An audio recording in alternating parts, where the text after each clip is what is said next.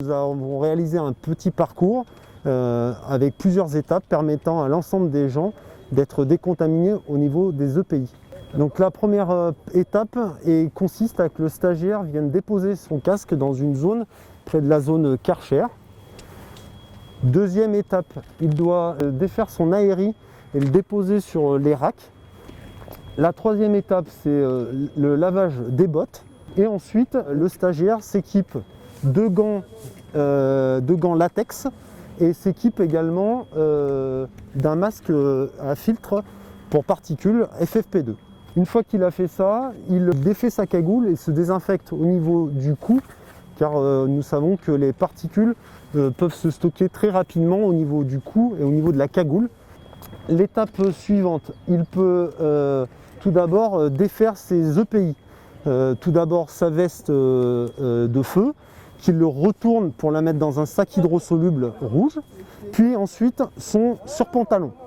Une fois qu'il est en tenue SPF1, c'est-à-dire ou TSI, maintenant, tenue de service et d'intervention, il procède à ce moment-là au nettoyage des EPI qu'ils ont utilisés, donc notamment la désinfection des aéris, donc de l'appareil respiratoire isolant, grâce au Karcher pour enlever toutes les suies qui ont pu se déposer sur l'appareil respiratoire.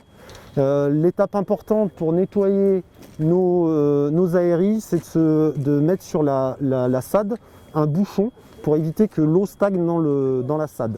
On procède au nettoyage des casques, puis également au nettoyage des gants, notamment en soufflant les gants avec nos soufflettes d'air.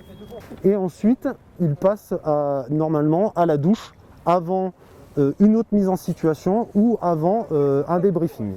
Les stagiaires sont parfois surpris de la mise en place d'un dispositif de procédure de décontamination, mais on fait une sensibilisation pour qu'en caserne, ils puissent, suite à une vraie intervention où ils sont soumis à des particules, puissent mettre ça en place dans leur caserne en interne.